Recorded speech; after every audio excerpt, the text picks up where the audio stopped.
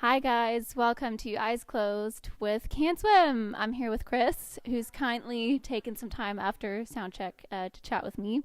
Welcome back to the UK. Thank you for having us. And for me, it's been lovely thus far. Fantastic answer. On to the next one. Cool. No, actually, so I wanted to ask you. Obviously, Can't Swim hasn't existed for all that long, but have you already gotten used to kind of the craziness of touring and stuff? I don't think you ever fully get used to it. But yeah, we definitely got thrown into the mix like pretty early on. We've been touring for like a year and a half, and we've been to the UK. This is the third time already. So it's been a lot of touring, a lot of UK touring. But it's been great. So yeah, I think I'm used to it. I seem comfortable, don't I? Absolutely. You are very, very confident. I mean, just your daily bread is just sitting here giving interviews to people. So can I ask you, are you doing Can't Swim now full time? Are you able to? Yeah, I mean, in the beginning, we definitely didn't think anything of it. We thought maybe once a month we would get together and play in a basement somewhere, but it's for sure full time now. We usually have a week or two in between tours, and then you go right back out. And then in those 2 weeks, you have to do interviews and record new records. And so, yeah, it's definitely a full time commitment now. But it doesn't feel like that. Is there anything that you've had to kind of give up in order to commit to this band 100%? Wow. Morals? No, I'm kidding.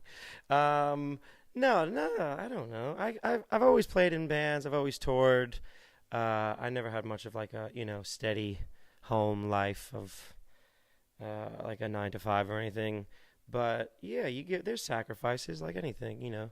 You're away from your family a lot, and but no, on a whole, it feels like this is what I'm supposed to be doing. So I don't feel like I'm sacrificing anything. Nailed that answer. Uh, so you're touring with Microwave. I think it's the second time that you've toured together. I just had a chat to them, and I asked them what would they say about Can Swim as touring buddies and vice versa. Oh, I think they're great.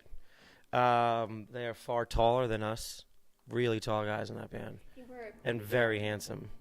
Yeah. But they're a very talented band. Actually, I told them actually this the other night. Like before we started touring with them, maybe like 8 months ago, I found their band and I thought they were so great. And like, when you get older, you don't really find as many bands that you think are like incredible. And Microwave definitely was that. Like I listened to the record in full and I was like, this is insanely good.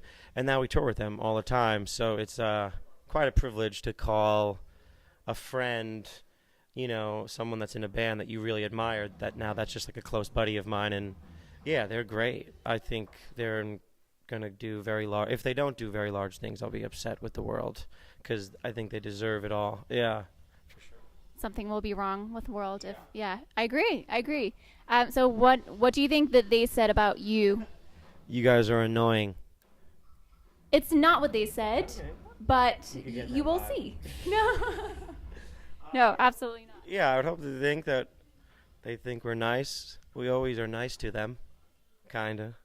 Yeah. No spoilers, but it's something positive. Cool. Cool. So, and you've toured with some younger, as in terms of like age, younger bands before, like Boston Manor, and I mean, Real Friends maybe are approaching you. Well, I wanted to know that when you're touring with these bands, what is sort of your role? Like, are you like band dads and moms, or do you go crazy because you haven't done so many tours? I have a question for you. How old do you think I am? 42 years old. No, I think you're probably like my age or a bit older.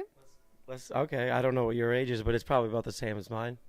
Probably. So yeah, I mean, I think being in a band kind of freezes you in time, and we're all coming from the same place, and I think we all have very similar mentalities. So me, Chris, at 22, and now in my later 20s, are very similar people. So I think. Like the dudes in Boston Manor, one is 24 and one is 29, and you would never know because we're all messing up our lives in the same way. So it's kind of a great thing. Like you don't even some of the Microwave dudes are our age, and then I'm sure some of the Creeper dudes are younger, but like you would never even know that if we were all standing in a room. Um, I'll take the role of being a dad because I feel like I might be one of the more boring people on tour. And I have a dad bod, I've been told. Um, but other than that, I think we're all in the same place. Dad life. I mean, rock and roll. So you said in an earlier interview that you're writing for a new record. What do you need to write? Do you need a certain routine or get in a certain headspace? What is that like? I've actually in the last year of doing this because I'm fairly new to it. Like I think one of the advantages of writing and being in a current band, it puts you in a lot of different places. I feel like if I was stuck in the same routine, it would be hard for me to do it because, like, sometimes you pick up a guitar in a different room or a different guitar, and like an idea kind of just comes to you. I felt like if I have the same tools, you know, like 9 to 5, and I was like, okay, I have to write songs Monday through Friday, they would be the worst songs ever. Like sometimes, like on sound check, I'll like accidentally hit a chord, and it'll be like, oh shit, like that's going to be the thing. So yeah, this next record and Fail You Again was a lot of the ideas were written with an acoustic guitar, a drum beat that Andrea accidentally played, you know. So I think I am definitely needing of multiple surroundings. If I was like a studio guy and someone was like, you're going to write in this New York City loft, you know, every Tuesday, I think it'd be a lot more difficult rather than going around the world and, like, you know, being inspired by different things. But yeah, it could be a bedroom or it could be a really nice studio that we're in. You know, every song comes about in a different way. That's super interesting. I like, not to talk about myself, but like I'm currently like, I want to play in a band again and stuff. And sometimes I'll like wake up in the middle of the night with like a melody in my head. Yeah. Oh, totally. I've had a lot of that. Or an accidental thing and you think you remembered it a different way and you quickly take your phone out and record it. But yeah, definitely in transit, the ideas seem to come. If I was sitting in a room by myself, I think it would never happen. Cool. So, you wrote "Death Deserves a Name" by yourself, is that correct? And "Fail You Again" was a collaborative effort. Do you have any sort of specific roles within the band? Like that person, like you were saying, that person comes up with like a beat, or that person is in charge of the lyrics. Well, I pretty much solely write the lyrics. All the songs are like personal things that have happened to me directly, but other than that, it's actually very not specific. Like, even when it comes down to tracking, like, I played bass on a song, Greg played guitar on a song, Danny and I split the drums on the record. Like, he did 6 songs, I did 6 songs. You know, Ches did a lead. Like, we're definitely not like, oh, like, I'm the bass player, I got to do this. Or, like, I sing, so I can't do the harmonies. Like, we all just go into it like making a record.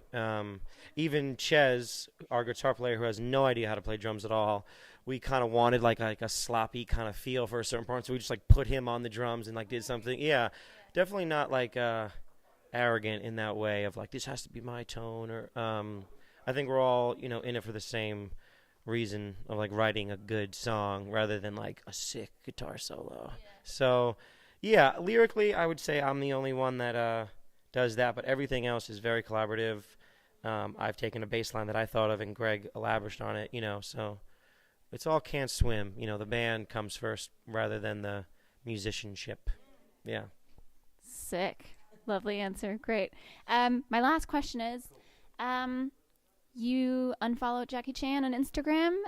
What happened? Oh, you know more about this than I do. We try to keep it, you know, to the real stars out there. And I think the only people that we've ever followed is Jackie Chan and Chris Tucker, 2 of our favorites. And we wanted one person to have the spotlight at one time, and it felt unfair to have both, so I had to unfollow Jackie to follow Chris. It's nothing personal.